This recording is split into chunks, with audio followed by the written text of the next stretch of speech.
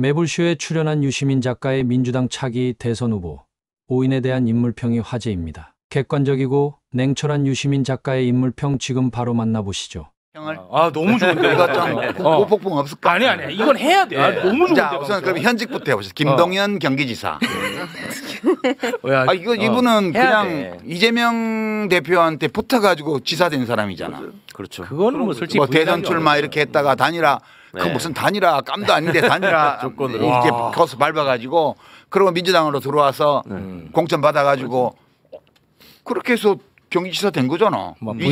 이재명 대표 지지자들이 그 경기도에서 대선 패배를 굉장히 분해하면서 김동연 지사를 엄청 밀어가지고 겨우겨우 이긴 거 아니에요. 맞습니다. 네. 그 지금 저렇게 하고 있는 거는 뭐 사법 리스크 운운하고 이런 거는 배은망덕한 거예요. 배우는 그거는 인간적으로 안 되는 거예요. 그거는 그거는 틀렸고 제가 볼게는 그런 점에서. 야 오늘 세다. 경기도지사 해보니까 대통령 세다. 자리도 탐났나 보네요. 나야 좋지 뭐 오늘 방송. 그리고요. 그리고 이제 김부겸 전 총리께서는 김부겸. 자기 자신의 역량을 넘어서는 자리를 이미 하셨잖아요. 역량을 넘어서는 문재인 대통령이 자기 자신을 알아봐주고 그 총리까지 기용해준 것에 대해서 정말 감사히 여기고 나라를 위해서 그 시기 동안 일했던 것을 기쁨으로 간직하면서 행안부 장관도 하고 총리도 하고 하지 않았어요? 네.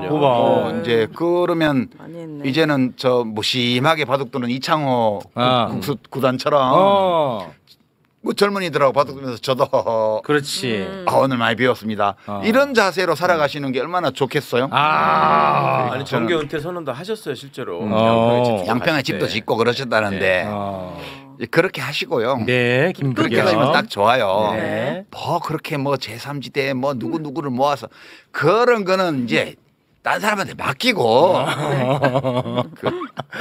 그렇게 하시고 책 많이 읽으시고 유튜브도 많이 보시고 그렇게 사시기 바라고요. 그리고요. 네. 야, 오늘 진짜 세다. 누구죠? 이제 또 누가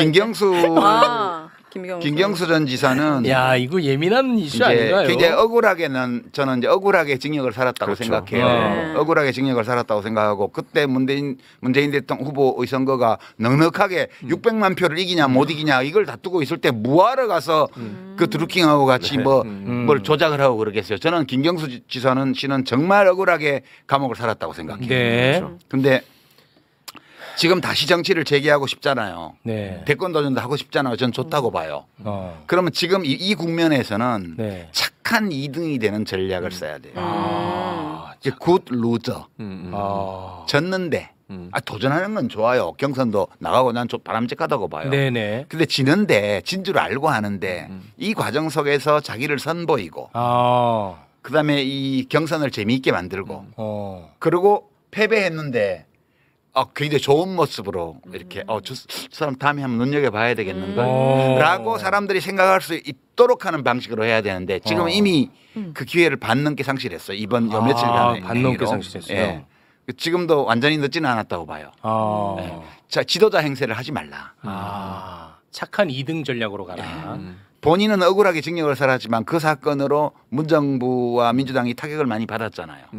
남들은 괜찮아요. 당신 죄 없이 징역 살았어요. 이렇게 얘기를 하지만 본인은 죄송합니다. 저 때문에. 이렇게 얘기하고 그렇게 갔으면 저는 정말 멋있게 복귀를 할 수 있었다고 생각하는데 그거 너무 좀 안타깝고요. 네.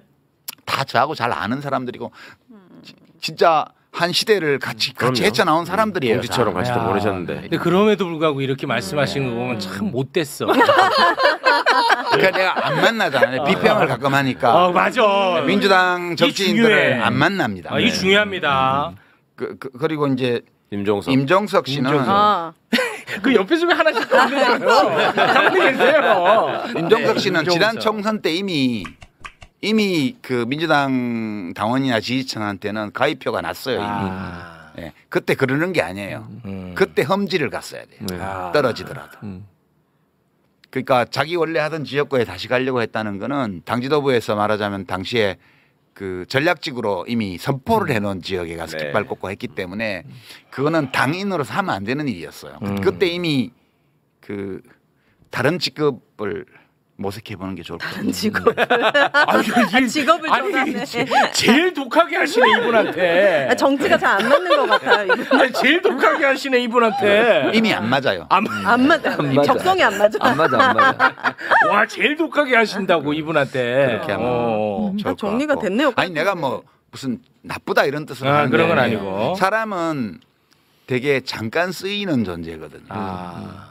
그러니까 그 역사 속에서 보면 아무리 뛰어나고 어떤 의지가 굳고 심성이 훌륭하고 이런 사람도 오랫동안 계속 쓰이기 어려워요. 아. 이게 잠시 쓰이면 그걸로 만족하는 게 좋아요. 이게 다 쓰였던 사람들이잖아. 그렇죠.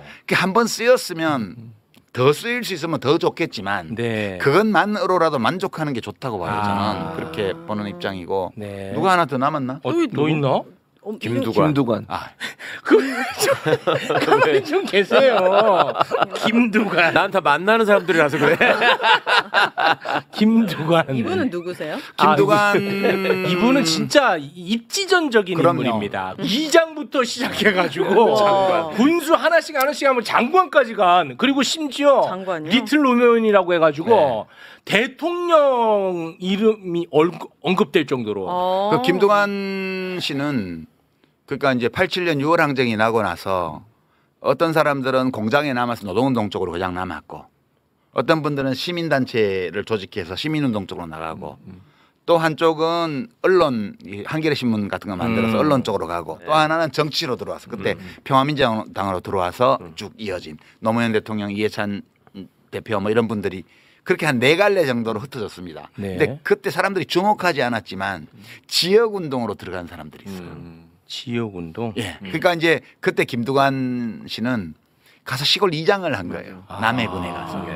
그거로 시작해서 지역운동을 시작을 해가지고 군수를 하고 그리고 이제 노무현 대통령이 발탁해서 행정자치부 당시에 지금 행안부죠. 장관을 하고 최연소 장관으로 첫 내각에 들어갔죠. 입지전적인 인물이고요. 아주 훌륭한 인생을 살아온 분이세요. 네. 그런 분인데 지난번에는 이제 선거에서 좀 아깝게 낙선을 했고 그래서 다시 또 재기를 해야 돼요. 아직도 60대 중반밖에 안 됐기 때문에 할 수 있는 시간이 좀 남아 있는데 지금은 이 역할은 아닌 것 같다.